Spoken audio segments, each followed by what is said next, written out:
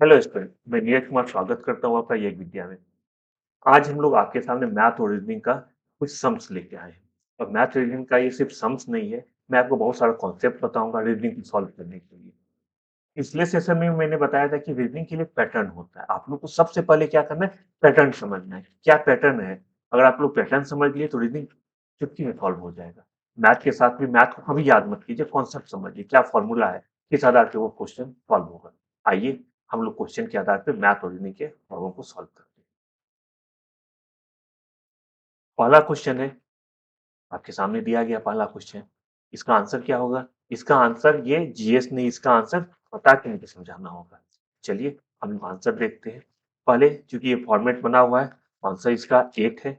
देखिए कैसे होगा।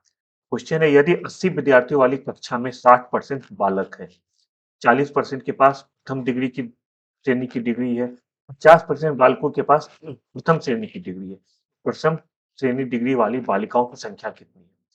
यहाँ पे हम क्या करते हैं, वन बाय वन बनाना शुरू करते हैं। शुरू में है 80 विद्यार्थियों की कक्षा में 60% बालक। इसका मतलब हो गया कि बालक का संख्या कितना हो जाएगा?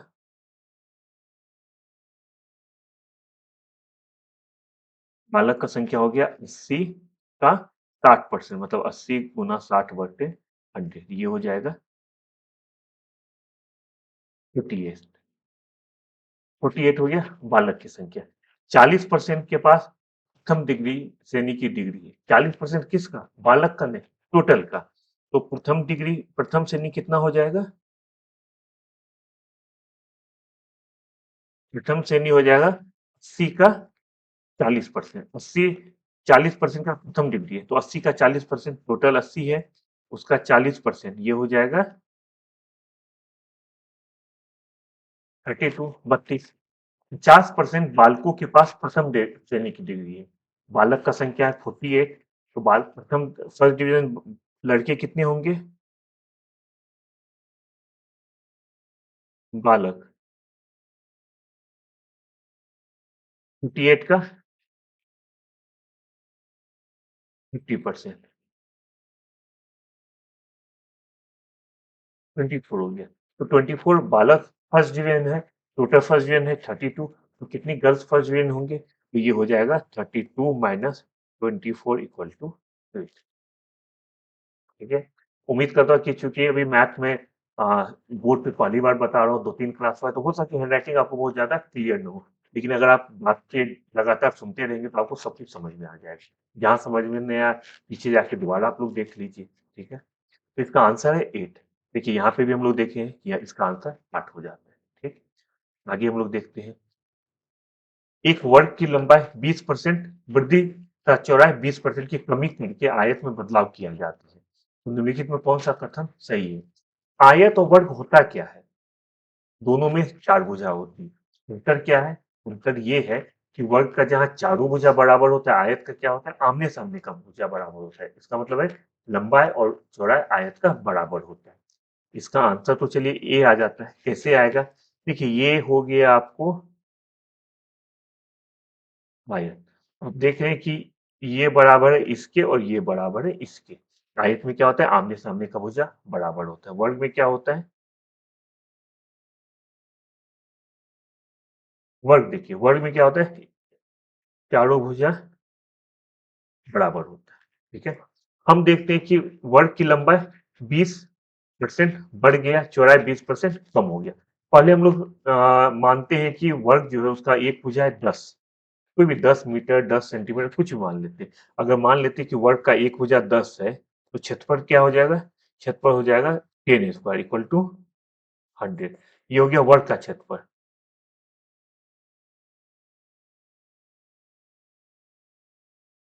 वर्ग का क्षेत्रफल हो गया 100 मीटर स्क्वायर। अगर मीटर मानते हैं तो मीटर स्क्वायर। अब क्या दिया गया है कि अगर लंबाई 20% बढ़ जाता है, इसका मतलब अगर पहले 10 है लंबाई वर्ग में, तो 20% बढ़ने पे क्या लंबाई हो जाएगा? 10 का 120/100। ठीक है। इसका लंबाई हो गया 12। लंबाई, चौड़ाई क्या हो गया? चौड़ाई के बारे में कहा गया कि 20% कम हो जाता है। तो देखिए 10 का 20% कम हो जाता है, 10 इंटू 80 अपॉन 100। Equal to 8। अब लंबाई हो गया 12, चौड़ाई हो गया 8, तो क्षेत्रफल क्या होगा? आयत का क्षेत्रफल होता है लंबाई गुना चौड़ाई, तो ये हो जाएगा 10 into 12 into 8 equal to 96 metre square. और पहले कितना वर्ग का कितना है? 100 मीटर स्क्वायर। और नया जो बना है आयत उसका हो गया 96 मीटर स्क्वायर। तो हम ऑप्शन पे देखते हैं, ऑप्शन क्या दिया है? ऑप्शन दिया है कि आयत का क्षेत्रफल वर्ग के क्षेत्रफल का 96% होगा। बिल्कुल हो रहा है, देखिए यहाँ पे वर्ग का क्षेत्रफल है 100 मीटर स्क्वायर, आयत का हो रहा है 96 मीटर स्क्वायर। इसका मतलब है जो आयत का क्षेत्रफल है वर्ग के क्षेत्रफल का 96% है। ठीक है, इसलिए हमारा ये ऑप्शन ए सही होगा। देखिए मैथ में कभी भी याद करने का कोशिश कभी ना कीजिए, मैथ में हमेशा कॉन्सेप्ट को समझिए। आयत क्या है, वर्ग क्या है, बिल्कुल इस तरह का क्वेश्चन आपको बहुत आएगा, घुमाने घुमाने के लिए आएगा, बिल्कुल उसमें घूमने का जरूरत नहीं है, एग्जाम में सही करके आना है। आगे हम लोग देखते हैं, ये क्या है? अविनाश अपनी मासिक आय का 2/5 भाग किराए पर एवं तत्पश्चात शेष आय का 3/4 भाग अन्य मदों पर खर्च खर्च करता है। बचे हुए 180 रुपए को बचत खाते में रखता है, तो उसकी मासिक आय कितनी थी?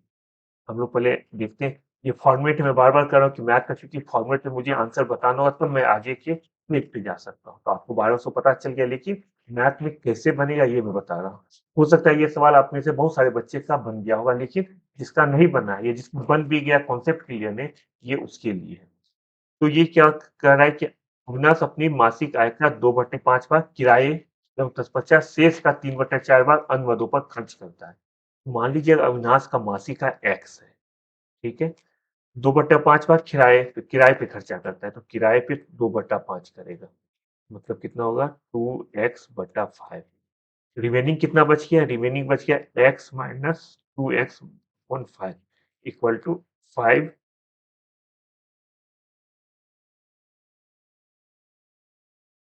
3x/5 हो गया। अब जो 3x/5 हो गया, उसका 3/4 जो है वो किसी और मद पर खर्चा कर, किसका? 3x/5 का। 3x/5 का कितना खर्चा करता है? 3/4 वो किसी चीज पे खर्चा करता है। ये हो गया 9x/20।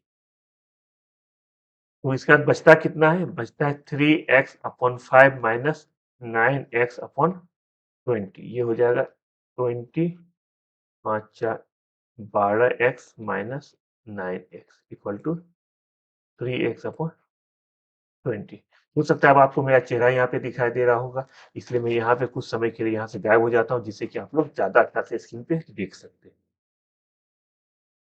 अब देखिए 3x/20 हो गया है, ठीक है, तो 3x/20 रिमेनिंग बच गया है। अब बताता है बचे हुए 180 रुपया को वो बचत खाते में रखता है, तो उसकी मासिक आय कितना है? इसका मतलब हो गया कि ये जो 3x/20 है ये बराबर हो जाएगा 180 रुपये के, क्योंकि 180 रुपया वो फिर बैंक पे जमा करता है। तो इसमें अगर x का वैल्यू निकालेंगे तो ये क्या आ जाएगा? 3x इक्वल टू हो जाएगा 180 इंटू 20/3। ये 3 तक 60, ये हो गया 1200 रुपया। ठीक है, हमारा देखिए यहाँ पे ऑप्शन भी है 1200 रुपया। ठीक है, अब अगला क्वेश्चन है, तीन बर्तनों में पानी और दूध का अनुपात 6:7, 5:9 और 8:7 है। यदि तीनों बर्तनों के मिश्रण को मिला दिया जाए तो पानी और दूध का क्या अनुपात होगा? ये बिल्कुल आसान क्वेश्चन है, लेकिन बहुत ज्यादा कैलकुलेशन वाला है, बहुत ज्यादा। देखिए कितना कैलकुलेशन है। आंसर तो ये होगा, ये तो समझ में आ गया कैसे होगा, ये देखिए यहाँ पे दिया गया है कि पानी और दूध का अनुपात 6:7, 5:9 और 8:7 है। अब देखिए पहला जो बर्तन है, पहला बर्तन पहला बर्तन में पानी और दूध का अनुपात 6:7 है, तो पहला बर्तन में पानी कितना होगा? 6/13। और दूध कितना होगा? 7/13। दूसरा बर्तन में पानी हो जाएगा 5/14। दूध हो जाएगा 9/14। और जो तीसरा बर्तन होगा उसमें पानी हो जाएगा 8/15।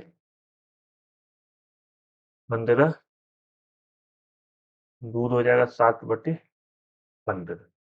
देखिए ये कैसे निकाला जाता है, ये निकाला जाता है कि यहाँ पे जो 6:7 है, इसका मतलब अगर पानी 6 है और दूध 7 है तो निकालने निकालने का मतलब है कि अगर पानी का अनुपात लेंगे, पानी ऊपर में लिखेंगे अंश में और हर में लिखेंगे दोनों को ऐड करके। मतलब ये 13 क्यों हुआ, 13 हुआ 6+7, ये 13 वहां से आया है।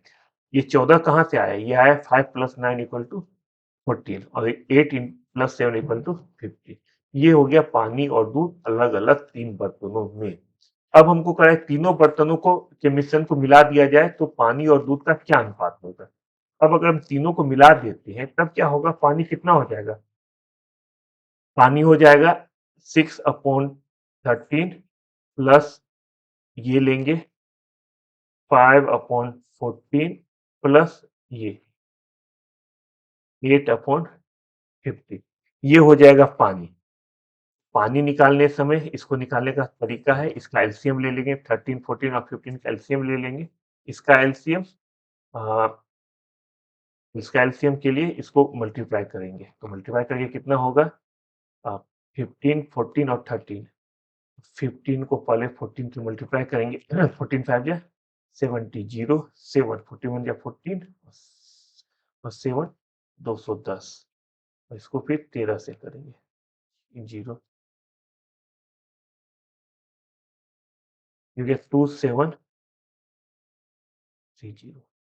अब इसका एलसीएम निकालेंगे, एलसीएम ये इसका क्या हो जाएगा, इसका एलसीएम हो जाएगा, ये 6 है, ये हो जाएगा 6 इंटू 210 प्लस 5 है, तो 14 को अगर 2730 में करेंगे तो ये हो जाएगा 195 इंटू 5 प्लस 8 इंटू 182। अगर 15 को 2730 में डिवाइड करते तो ये होता है 182। इसको हम सॉल्व कर लेंगे, ये हो जाएगा 1260 प्लस 595 जाए ये हो जाएगा 8 में 16 के 6 5 1 ये हो जाएगा।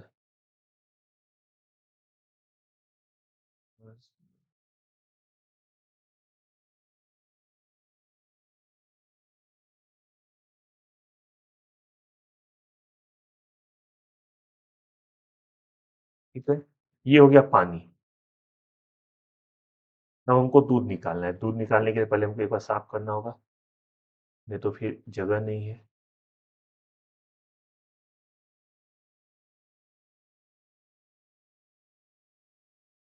देखिए ये सवाल जो है बहुत ज़्यादा कैलकुलेशन वाला है, सवाल बिल्कुल आसान है लेकिन कैलकुलेशन ज़्यादा है।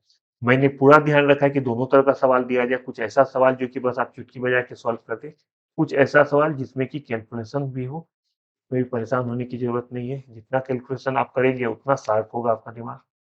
तो अब हम लोग देखते हैं दूध का निकालना है, दूध का से इसी तरह से निकाल देंगे। दूध का हो जाएगा जो हम लोग लिए थे, क्या हो जाएगा 7/13 प्लस 9/14 प्लस 7/15। इसका भी एलसीएम हम लोग देख लिए थे, ये क्या होता है 2730 होता है। 13 2730 को 13 से डिवाइड करेंगे तो 210 होगा, तो ये हो जाएगा 7 इंटू 210 प्लस ये 9 इंटू 195 प्लस ये हो जाएगा 182, तो 7 इंटू 182। ये हम लोग चूंकि उसमें कर लिए थे इसलिए मुझे ध्यान है। अब इसको हम लोग सॉल्व कर लेंगे, ये हो जाएगा 700714 प्लस 9 5 45 से 5 8 4 9 9 6 9 5 45 से 5 8 4 9 9 81 या 4 85 के 5 8 में कम 9 8 17 10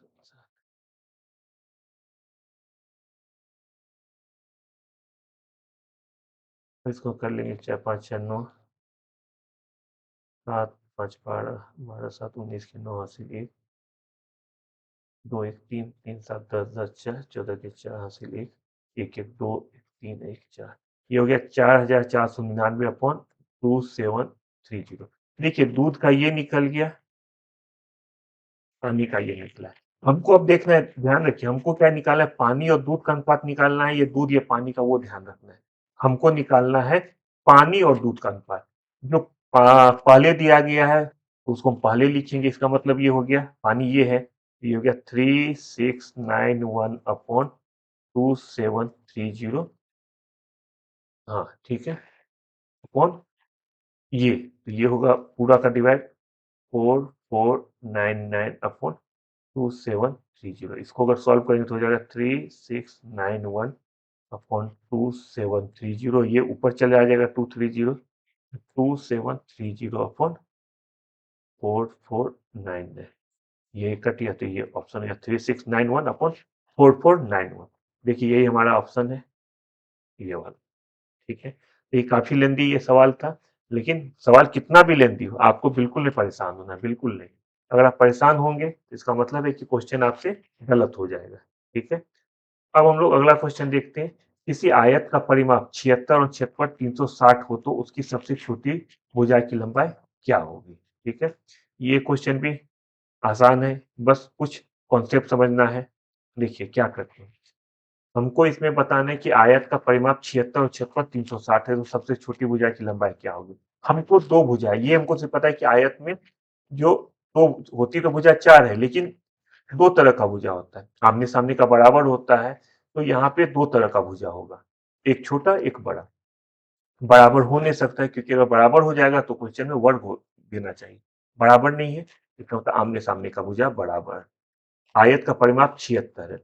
हम यहाँ पे मान के चलते हैं कि लेट सपोज लंबाई को हम लोग एल मान लेते हैं, चौड़ाई को बी मान लेते हैं। ठीक है, परिमाप 76 है। परिमाप का अगर आप लोग यहाँ फॉर्मूला देखते हैं, 2 इंटू 2 गुना लंबाई जोड़ चौड़ाई इक्वल टू परिमाप, ये परिमाप हो गया है। अब इसको हम लोग सॉल्व करते हैं तो 2l plus 2b equal to 76, ये हो गया इक्वेशन 1।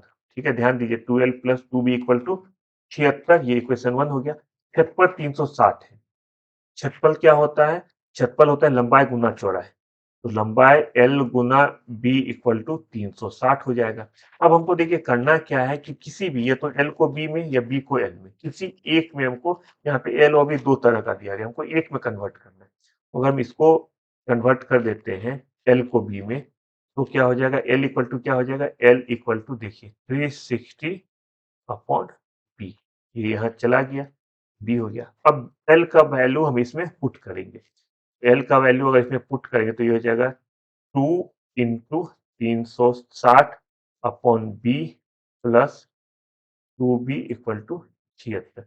इसको हम यहाँ पे ले रहे हैं, ध्यान देखिए 2l है तो दो गुना एल का वैल्यू है 360 अपॉन बी, तो 360 upon B plus 2b equal to 76। ये हो जाएगा, दो को 360 से गुना करेंगे तो 720 B plus 2b equal to 76। अब अब हमको क्या करना है, अब हमको यहाँ पे b है, हमको एलसीएम निकालना है। b हो गया 720 प्लस b को 2b से मल्टीप्लाई करेंगे तो ये हो गया 2b स्क्वायर इक्वल टू 76। अब 720 plus 2b square equal to 76 b, ये हो गया। अब इसको हम एक तरफ लेके जाते हैं, आप लोग इस तरह का क्वेश्चन 8 9 पे बहुत ज्यादा बनाए होंगे, तो यहाँ पे क्या होगा, यहाँ पे अगर हम इसको सॉल्व करते तो ये हो जाएगा, इसको मैं यहाँ पे लिख रहा हूँ, ये हो जाएगा 720 प्लस 2b स्क्वायर, ध्यान दीजिए 2b स्क्वायर, ये 76 भी है तो माइनस 76 बी। ठीक है, इक्वल टू 0। अब हमें इसे सॉल्व करना होगा, तो 2b स्क्वायर को हम लोग पहले लिखते हैं, अगर आपको ध्यान होगा बनाने का तरीका, फिर हम लोग लिखते हैं 76b प्लस 720 इक्वल टू 0। अब हम 76b को इस तरह से लिखते हैं कि इसका वैल्यू 76 ही हो लेकिन दोनों में सॉल्व हो जाए। तो इसको हम लोग लिख सकते हैं -40b प्लस, सॉरी माइनस ही होगा, -36b प्लस 720 इक्वल टू 0। अब 2b यहाँ पे कॉमन ले लिए, तो 2b कॉमन लिए तो क्या हो जाएगा, b माइनस 20, यहाँ पे कॉमन, यहाँ पे -36 कॉमन लिए, ये हो गया b माइनस 20 इक्वल टू 0। तो ये इक्वेशन होगा 2b माइनस 36 और b माइनस 20 इक्वल टू 0। तो इससे अगर v का वैल्यू देखिए निकल जाएगा, इससे हो गया 2b माइनस 36 इक्वल टू 0। तो b इक्वल टू हो गया 36/2, 18, और इससे v का वैल्यू 20 निकलेगा। तो हम अगर पहला अगर b लेके चलते हैं तो इससे हम सॉल्व नहीं करेंगे, b 18 हो गया, l क्या हो जाएगा, l हो जाएगा 20। तो इसका मतलब है सबसे छोटी भुजा हो जाएगा 18। क्वेश्चन में हमसे यही पूछा जा रहा है कि देखिए सबसे छोटी भुजा की लंबाई क्या होगी, तो छोटी भुजा की लंबाई हो जाएगी 18। ठीक है, आगे अगला क्वेश्चन देखते हैं। अगला क्वेश्चन बहुत आसान है, बस थोड़ा सा हो सकता है आप लोग को कंफ्यूजन हो। क्या है देखिए, यदि किसी माह का चौथा दिन शनिवार है, उस माह के 26वें दिन से 5 दिन पहले कौन सा दिन होगा। 26वें दिन से 5 दिन पहले कौन सा दिन होगा, ये सवाल है। अब इसको बनाने का तरीका क्या है, ये देखिए, पहले हम लोग यहाँ पे डायरेक्ट चलते हैं। चौथा दिन शनिवार है तो 26वें दिन से 5 दिन पहले कौन सा दिन होगा। पहले 26वें दिन से जो है 5 दिन पहले का निकाल लेंगे। 26वें दिन से 5 दिन पहले क्या होगा, 26वें दिन से 5 दिन पहले इसका मतलब होगा 21वां दिन। ये तो नॉर्मल चीज है। अगर हम घटाते हैं, देखिए 26 माइनस 5 इक्वल टू 21, तो 26वें दिन से 5 दिन पहले 21वां दिन होगा। अब इसमें देखते हैं कि किसी माह का चौथा दिन शनिवार है, चौथा दिन है, चौथा दिन शनिवार है, इसका मतलब फिर शनिवार क्या कब आएगा, 11वां दिन, फिर कब आएगा, 18वां दिन। तो देखिए 18वां दिन तक तो कोई कंफ्यूजन नहीं, 18वां दिन शनिवार है। अब हमको 21वां निकालना है, तो आसान है। अगर 18वां शनिवार है तो 19 क्या होगा, 19 हो जाएगा संडे, रविवार। 20 सोमवार, 21 क्या हो जाएगा, 21वां दिन मंगलवार। आंसर होगा कि हमारा आंसर हो जाएगा मंगलवार। देखते हैं एक बार, आंसर मंगलवार में। आगे हम लोग देखते हैं, निम्नलिखित युग्मों में से किसमें वही संबंध है जो जी जे और की यू के बीच है। यहाँ पे हमें संबंध बताना है कि क्या संबंध है जो जी जे और की यू के बीच है, वही इसमें से किसके मध्य वही संबंध होगा। ठीक है, तो देखिए इसको हम लोग सॉल्व करते हैं। पहले हम लोग देखते हैं जी और जे के बीच में क्या संबंध है। देखिए जी और जे, इधर हो गया क्यू और यू, और दूर दूर लिखते हैं तब ज्यादा आसान होगा आपको समझना।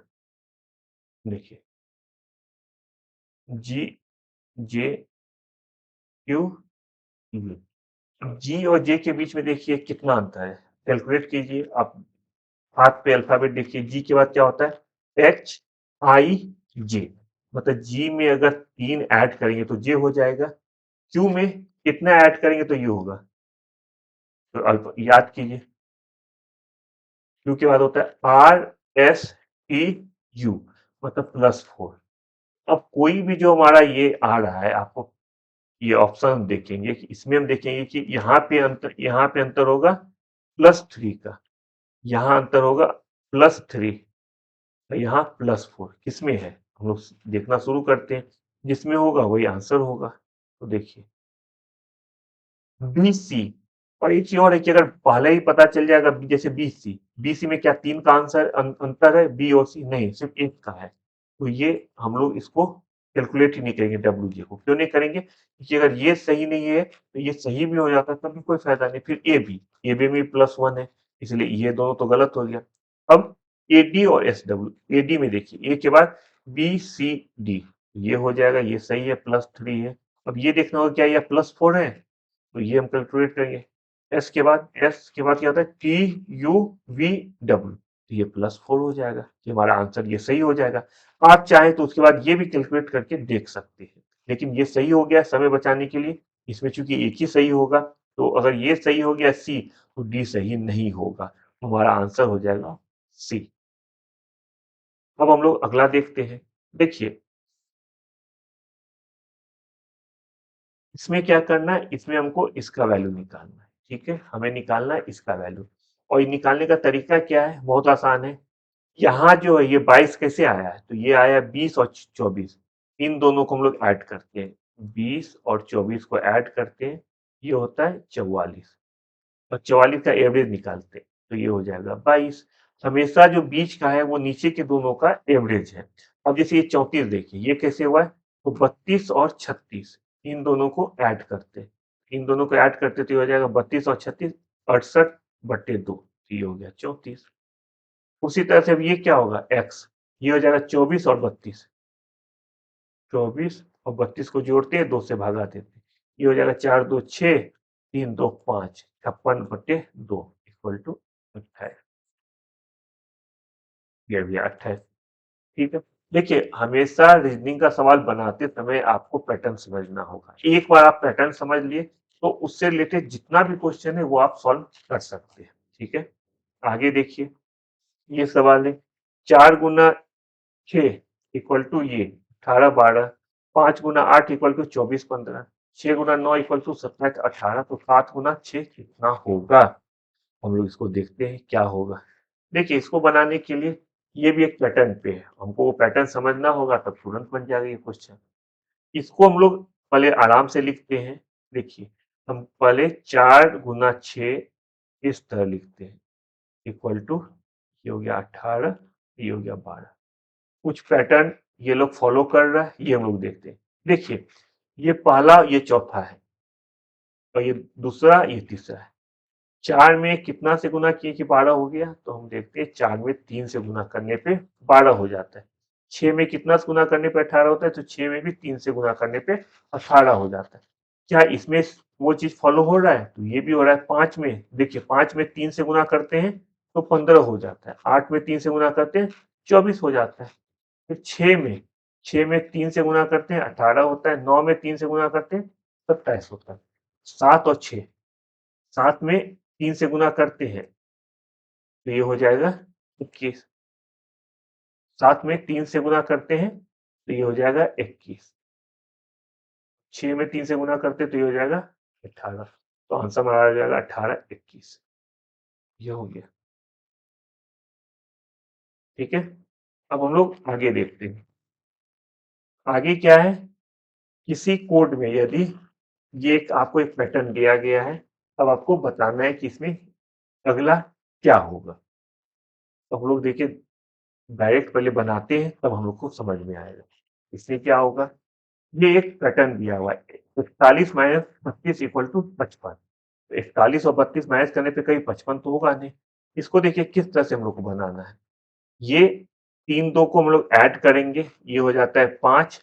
4 1 को हम लोग ऐड करेंगे, ये हो जाता है 5, तो ये 55 हो गया। सेम इसी तरह से 4 और 3 को ऐड करेंगे, ये होता है 7। 4 और 2 को ऐड करेंगे, ये होता है 6, तो 76।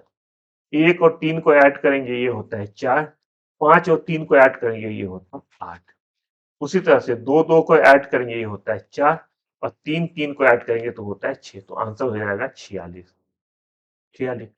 देखिए आप लोग को लगता होगा कितना आसानी से मैंने बना दिया, लेकिन आसानी से चूंकि मुझे समय बचाना है इसलिए मैं बनाया हूँ। ये जब मैं सॉल्व कर रहा था मुझे भी समय लगा था, ऐसा मत सोचिए कि मुझे जादू आता है, बिल्कुल नहीं आता है। मैं इसको 3 4 तरीके से बनाया। पहले मैं 4 1 5 5 लिखा, फिर 3 और 2 5 5 लिखा, फिर 4 2 6 होता है, और 4 3 7, तो मुझे लगा कि 67 तो है नहीं, ये 76 है। अगर देखिए एग्जाम में इस तरह का क्वेश्चन आपको रहता है, ध्यान देखिए, जैसे सेम यही क्वेश्चन को हम लोग बनाते अलग तरह से, कि 41 माइनस 32 इक्वल टू 55, और 42 माइनस 34 इक्वल टू 67, और 53 माइनस 13 इक्वल टू 84, तो 33 माइनस 22 इक्वल टू क्या होगा।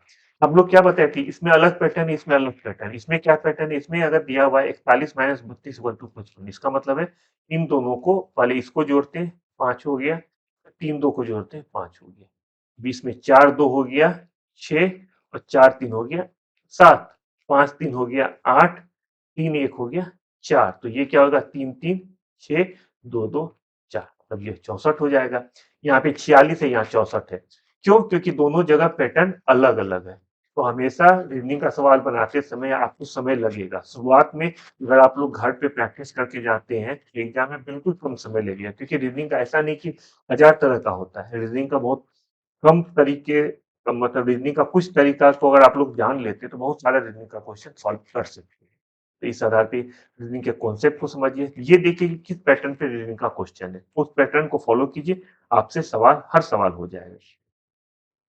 हमारा यज्ञ विद्या चैनल को आप सब्सक्राइब कीजिए, ठीक है, लाइक कीजिए, शेयर कीजिए, कमेंट कीजिए, बताइए कि यज्ञ विद्या आपको कैसा लग रहा है। यज्ञ विद्या को गूगल प्ले स्टोर से डाउनलोड कीजिए और जितने बच्चे हैं उन सब बच्चे को बताइए यज्ञ विद्या के बारे में। जितना ज्यादा बच्चे आप लोग जुड़ेंगे उतना हम लोग को मोटिवेशन मिलेगा। आगे देखते हैं, लड़कों की एक पंक्ति में रमेश दोनों छोर से 15वां है।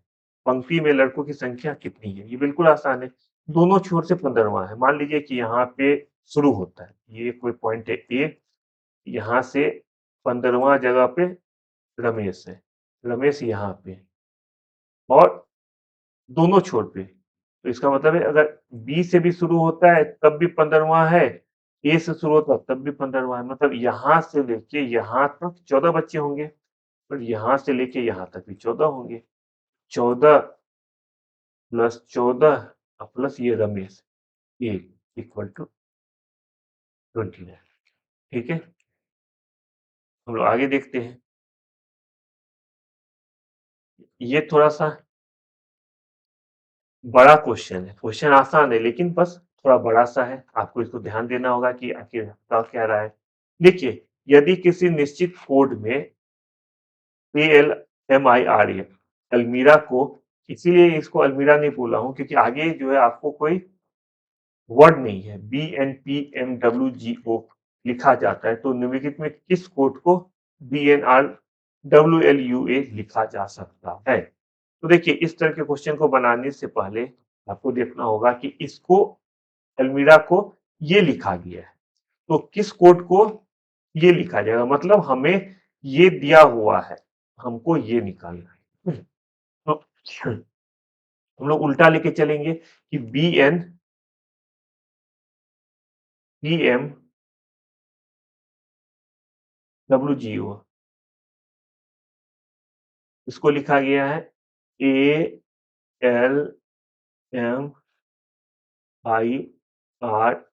ये लिखा गया है। अब ये लिखा गया तो हम लोग को देखना होगा कि एक पैटर्न है जिसको ही फॉलो करना है। क्या कर रहा है देखिए, बी और ए क्या रिलेशन है, बी ए -1 होती है, मतलब बी से एक घटाएंगे तो ए होता है, एन से 2 घटाएंगे तो एल होता है, बी से 3 घटाएंगे तो एम होता है, एम से 4 घटाएंगे तो आई होता है, डब्ल्यू से 5 घटाएंगे तो आर, जी से 6 घटाएंगे तो ए और ओ से 7 घटाएंगे तो एच होता है। ठीक है, ये हमको पैटर्न हो गया कि मतलब एक एक माइनस करके जा रहा है। अब हमें बता उसी तब हमको ये लिखना होगा कि इसे कैसे लिखा जाएगा। तो ये लिखने का बहुत आसान तरीका है। इसको लिखने के लिए फिर हम लोग पैटर्न को देखेंगे। इससे पहले मैं हट मिटा देता हूँ, ये आप लोग समझ लिए होंगे। अगर ना समझे हो तो दोबारा एक बार पीछे चल जाइए, मुझे जगह कम पड़ रहा है। अब देखिए,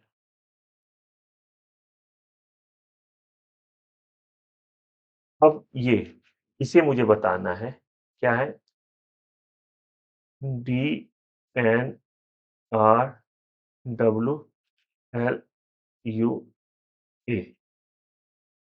अब एक एक माइनस होता है, इससे -1 -2 -3 -4 -5 -6 और -7। डी से -1 हुआ, क्या हो जाएगा, डी से अगर -1 होगा तो ये हो जाएगा सी। एन से -2 होगा तो क्या होगा, एन से -2 होगा तो हो जाएगा एल। आर से अगर -3 होगा तो हो जाएगा ओ। डब्ल्यू से अगर -4 होगा तो हो जाएगा एस। एल से अगर -5 होगा तो हो जाएगा जी। वी से अगर -6 होगा तो हो जाएगा ओ। ए से अगर -7 होगा तो ये ओ से अगर माइनस ऑप्शन देख लेता हूँ एक बार। हाँ, ओ से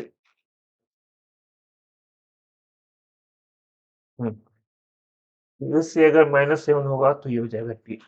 ए से -7 कैसे होगा? अगर ए समाप्त होता है तो हम लोग जेड से उल्टा करना शुरू करते हैं। तो हमारा आंसर हो जाएगा CLOSNGOT।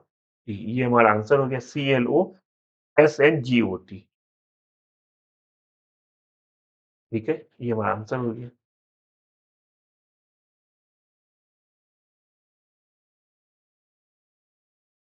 CLOSGOT। देखिए ये भी क्या है, ये चूंकि मैं भी इतना ये क्वेश्चन ही जो है -1 -2 क्वेश्चन बिल्कुल आसान है, बस पैटर्न है। लेकिन इसके लिए आपको सबसे पहले जिस बच्चे का अल्फाबेट याद नहीं है कि ए से 7 घटाने पे टी होता है, तो आपको सबसे पहले बिना कोई समय बर्बाद किए हुए आपको अल्फाबेट लिख देना है। ABCDEFGHIJKLMNOPQRSTUVWXYZ। अब देखिए ए से अगर 7 माइनस करते तो क्या हो जाएगा?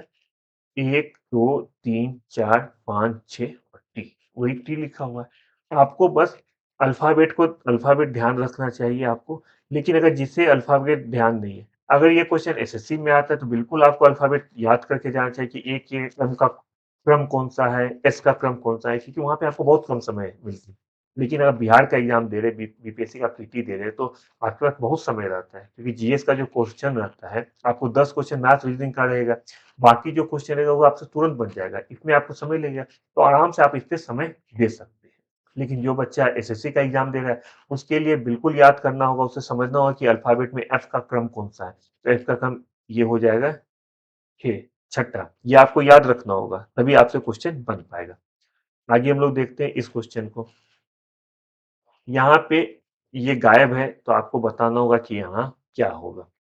देखिए इसमें क्या है, इसमें ध्यान दीजिए, यहाँ पे 4+6 = 10/2, ये हो जाता है 5। सेम इसी तरह से 5 और 7 12/2, ये हो जाता है 6। और ये क्या आ जाएगा, 8 और 6 14/2 तो यहाँ पे हो जाएगा 7। ठीक है, आगे हम लोग देखते हैं। ये आपको सर्किल दिया हुआ है, देखिए ये भी रीजनिंग का क्वेश्चन है। पैटर्न समझिए, क्वेश्चन बन जाएगा। नहीं समझिएगा, कितना भी याद कीजिएगा नहीं होगा।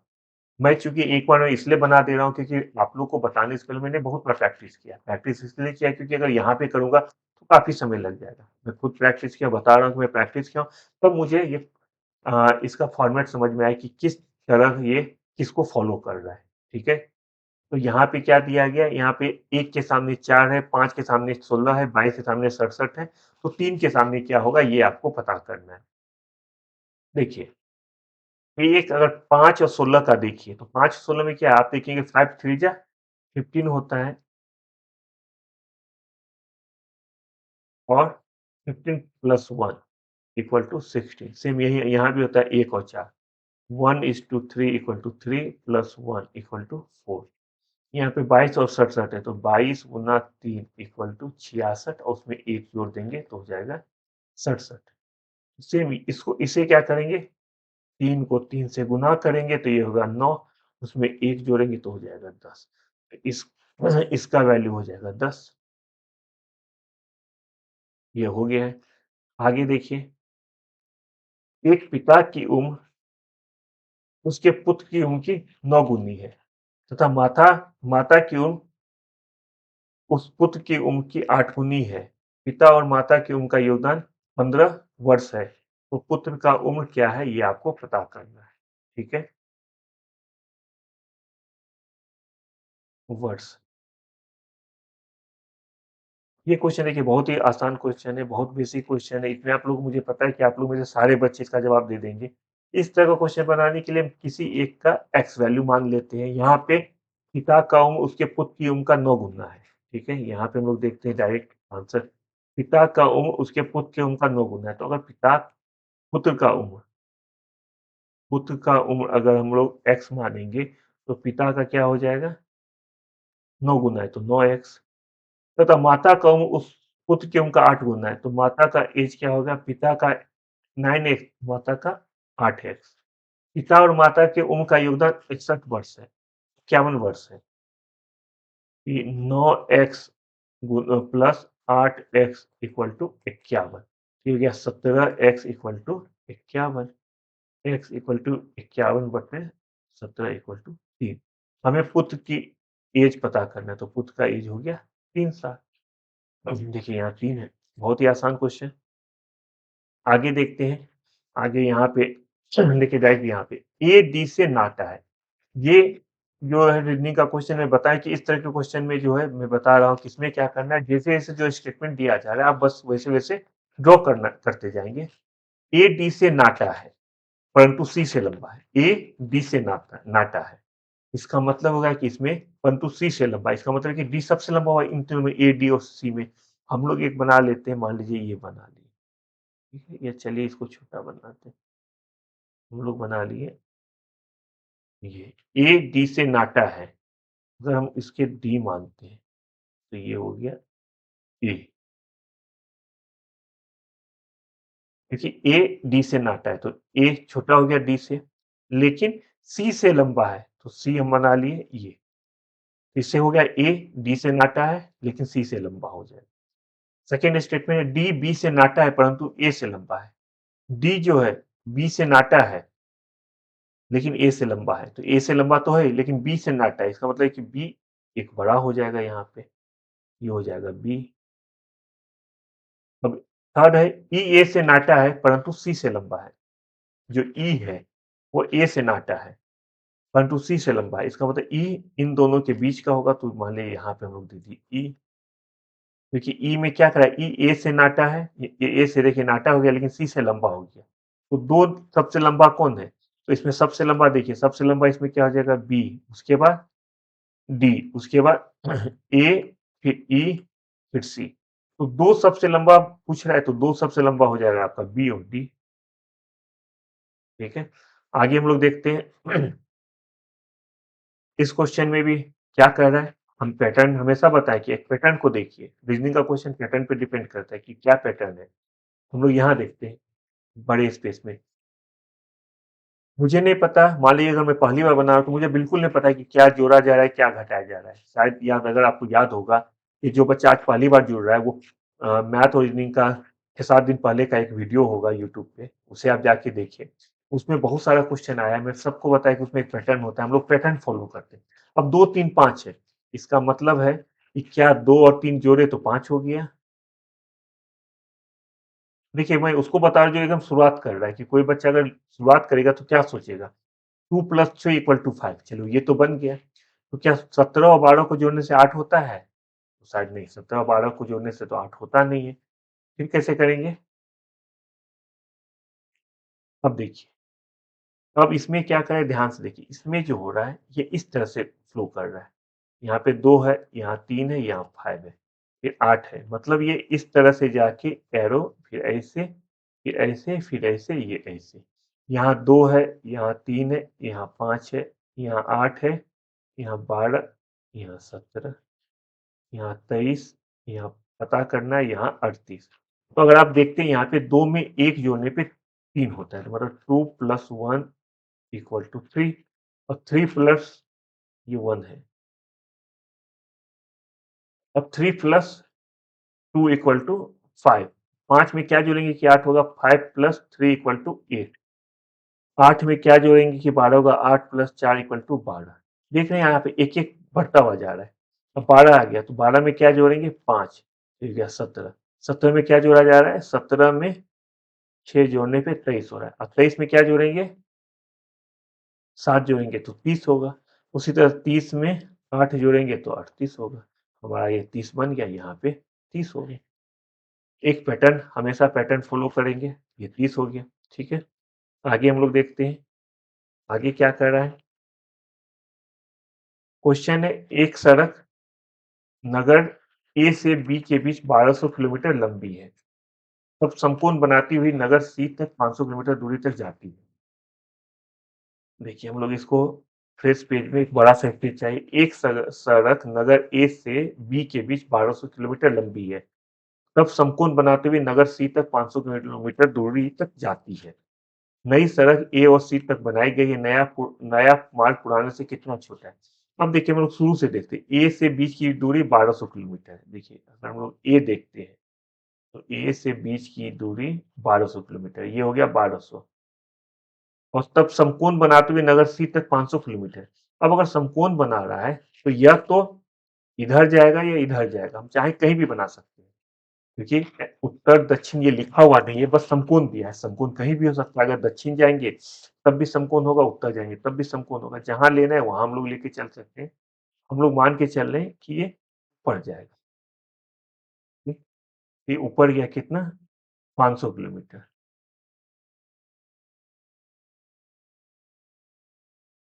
सी, ये गया 500 किलोमीटर। तो हमें बताने की जो नई सड़क है, ए सी जो नई सड़क है, वो नया मार्ग पुराना से कितना छोटा है, ये कितना छोटा होगा। तो इसको बनाने के लिए पहले ए और सी क्या होगा, ये हम लोगों को निकालना होगा। देखिए ये जो हुआ समकोण त्रिभुज हुआ। इस समकोण त्रिभुज में ये कर्ण हो गया, ये हो गया आधार, ये हो गया लंब और ये हो गया खंड। तो इसका फॉर्मूला होता है ए सी, मतलब कर्ण। ए सी इक्वल टू कर्ण बराबर होता है आधार स्क्वायर, मतलब 1200 का स्क्वायर प्लस 500 का स्क्वायर, इसका रूट। 1200 का स्क्वायर क्या हो जाएगा? 12 12 जा 144, दो चार जीरो दे दिए। और ये हो गया 25 और 4 जीरो, इसका रूट। ये हो गया 1 2 3 4 9, इसका रूट। ये हो गया 13 और ये 13 हो गया और ये 2 जीरो, ये 1300 हो गया, मतलब ये 13 हो गया। तो ये हो गया कि एक नई सड़क ए से सी तक बनाई गई है। नया मार्ग पुराने मार्ग से कितना छोटा है? पुराना मार्ग क्या था? पुराना मार्ग कितना था? पहले अगर ए को सी तक पहुंचना होता पुराने मार्ग से, तो पहले ए से बी तक जाएगा, मतलब 1200 किलोमीटर प्लस बी से सी तक, मतलब 1700 किलोमीटर। अब ए से सी डायरेक्ट चला जाएगा, 1300 किलोमीटर है, कितना हो जाएगा? 400 किलोमीटर छोटा हो जाएगा। फिर से बता रहा हूँ, ए से बी 1200 किलोमीटर है तो 1200 किलोमीटर जाता है, फिर बी से सी 500 किलोमीटर चला जाता है। अब हमें निकालना है ए और सी। तो ए और सी निकालने के लिए अगर आप ये देखते हैं समकोण त्रिभुज में ये कर्ण हो जाता है। इसका फॉर्मूला होता है कर्ण बराबर लंब स्क्वायर गुने आधार स्क्वायर का रूट। आधार क्या हो जाएगा? आधार स्क्वायर, तो आधार हो जाएगा 1200, 1200 का रूट हो जाएगा 144, 4 जीरो हो जाएगा। 500 का रूट तो 25,000, 25,000 नहीं, 500 का रूट हो जाएगा 25 और 4 शून्य। अब इसका रूट हो जाएगा 16940। अब इसका अगर रूट हटाएंगे तो ये हो जाएगा 1300। तो ये हो गया ए सी हो गया 1300। अब इसमें पुराना मार्ग हम निकाल लेंगे 1200 प्लस 500 1700। 1700 में नया मार्ग है 1300, ये माइनस कर देंगे तो ये हो गया 400। 400 किलोमीटर छोटा हो जाएगा। अब हम लोग अगले क्वेश्चन पे चलते हैं। अगला क्वेश्चन क्या है? यदि किसी आयत की चौड़ाई को दुगुनी कर दी जाए और वो एक वर्ग बन जाता है, इस प्रकार बने वर्ग और आयत के क्षेत्रफल का अनुपात ज्ञात करें। देखिए बहुत आसान क्वेश्चन है। यदि आयत की चौड़ाई को दुगुना कर दिया जाए तो वर्ग बन जाता है। इसका मतलब है कि चौड़ाई लंबाई से आधा रहेगा, क्योंकि चौड़ाई को दुगुना करने पे वो वर्ग बनता है। इसका मतलब है कि चौड़ाई जो है वो लंबाई से आधा है। लेट सपोज अगर हम लोग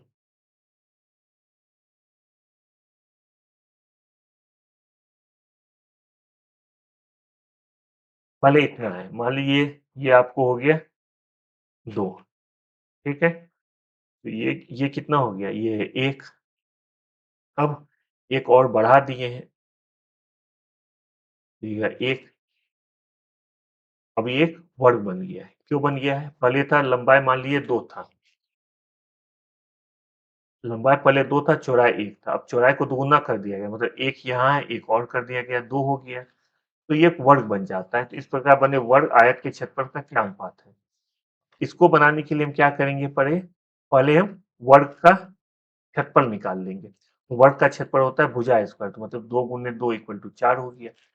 और आयत कितना हो जाएगा? आयत का क्षेत्रफल हो जाएगा 2 गुना 1 इक्वल टू 2। दोनों का वर्ग और आयत का क्षेत्रफल का अनुपात क्या हो जाएगा, 4/2 इक्वल टू 2/1 इक्वल टू 2:1। यही आपका आंसर हो गया। अब हम लोग देखते हैं अंतिम सवाल। अंतिम सवाल इसीलिए क्योंकि आप लोग को मुझे लगता है कि आज बहुत ज़्यादा एग्जॉस्ट हो गए होंगे, क्योंकि बहुत बड़ा-बड़ा क्वेश्चन है। लेकिन एग्जाम के लिए आप लोग को जानना बिल्कुल ज़रूरी है, इसलिए मैं बड़ा-बड़ा क्वेश्चन दिया कि जिससे कि आपका समझ विकसित हो। एक वृत्त की परिधि 242 मीटर है, इसका क्षेत्रफल क्या होगा? ठीक है, अब देखिए वृत्त की परिधि 242 मीटर है। वृत्त का फॉर्मूला होता है 2πr इक्वल टू, जिसको कि परिमाप या परिधि कहा जाता है, 242। ये दिया हुआ है। तो यहाँ पे हमको r का पहले वैल्यू निकालेंगे, फिर वो वैल्यू से क्षेत्रफल निकालेंगे। क्षेत्रफल क्या होता है, पाई आर स्क्वायर। तो यहाँ पे r इक्वल टू क्या हो गया, 242 अपॉन ये पाई का वैल्यू 2 गुना 22/7, ये इक्वल टू ये हो गया। तो r इक्वल टू हो जाएगा 242 गुना 7, 2 गुना 22। इसे हम लोग कैलकुलेट करेंगे तो ये हो जाएगा 2 से 1 2 1, ये हो जाएगा 7 7 दूनी 14, 4 हासिल 1, 7 1 847/22। इसे अगर हम लोग निकालेंगे तो ये हो जाएगा 847 को हम 22 से डिवाइड करते हैं, 22 से 66, चलो 6 8 18 7, ये हो जाएगा 22 अट्ठे 8 दूनी 16 86 8 दूनी 16 176 7 1 11 पॉइंट दिए, 0 हो गया, 22 पंचे 110, ये हो गया 38.5। 38.5 हमारा आर निकल गया। फिर जिया, अब आर हो गया 38.5, तो क्षेत्रफल तो आराम से निकल जाएगा। क्षेत्रफल का फॉर्मूला होता है पाई आर स्क्वायर। इसका मतलब है पाई का वैल्यू होगा 22/7, ये हो गया 38.5 गुना 38.5। इसको सॉल्व करेंगे, ये हो गया 7×5 = 35, 5.5। अब इसे 5.22 को 5.5 में गुना करेंगे तो ये कितना हो जाएगा, ये हो जाएगा 22 पंचे 110 और 11, 121 गुना 38.5।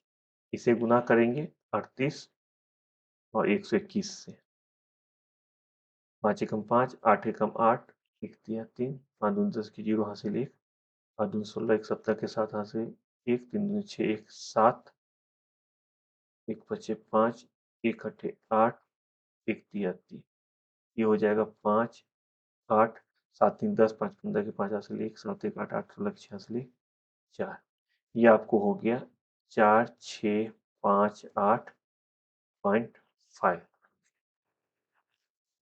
ठीक है, ये हो जाएगा आपका, ये आंसर हो जाएगा। तो आज आप लोगों ने ये 20 क्वेश्चन ने 20 कॉन्सेप्ट समझा है। आपको पता होगा कि कितना लेंथी था, लेकिन अगर आप लोग ध्यान देंगे, आप लोग देखेंगे शुरू से अंत तक, तो चाहे रीजनिंग हो या मैथ हो, उसका एक पैटर्न होता है। मैथ का क्या होता है, एक फॉर्मूला होता है। आप लोग मैथ के क्वेश्चन को बिल्कुल याद करने का बिल्कुल कभी कोशिश न करें। अगर कोशिश करेंगे तो सोचिए कि आपका मेहनत बेकार हो जाएगा। पैट जितना भी रीजनिंग का क्वेश्चन है उसकी पैटर्न को समझें और उसके बाद उसको सॉल्व करें। मैथ के क्वेश्चन बनाने के लिए लगातार प्रैक्टिस करते हैं, चाहे मैथ हो या रीजनिंग हो। अगर आप लोग बिना प्रैक्टिस के अगर एग्जाम में जाते हैं तो बात मानिए आप लोग फंस जाएंगे।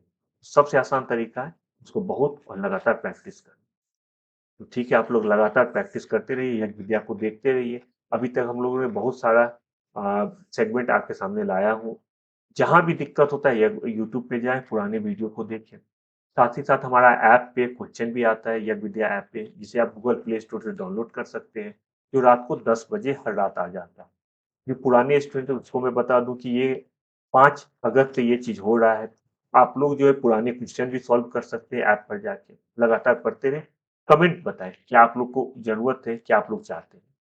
कोई भी दिक्कत हो यज्ञ विद्या से कॉन्टेक्ट करें। हम लोग फिर मिलेंगे बहुत जल्द नए वीडियो के साथ। अपना बहुत अच्छे से ख्याल रखिए। Bye bye.